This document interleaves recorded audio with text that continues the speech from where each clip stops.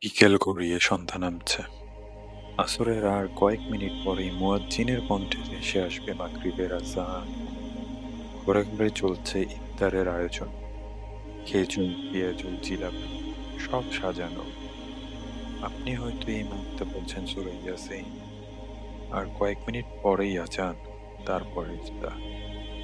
কিন্তু একটু থামুন। এই যে মাত্র কয়েক মিনিট বাকি, এই সময়টা কি আপনি শুধু খাবারের দিকে তাকিয়ে কাটাবেন? জানেন কি এই মুহূর্তটা কতটা মূল্যবান?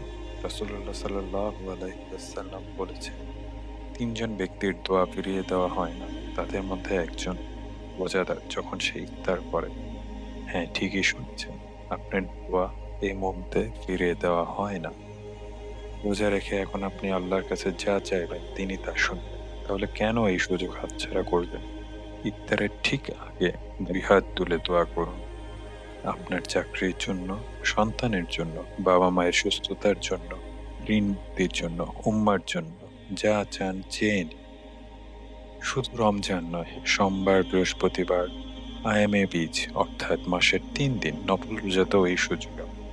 প্রতিটি ইফতারের আগের মুহূর্ত, এটি আল্লাহর দরবারে হাজিরার বিশেষ সময়। এই মূল্যবান মুহূর্তগুলো হাতছাড়া করবেন না।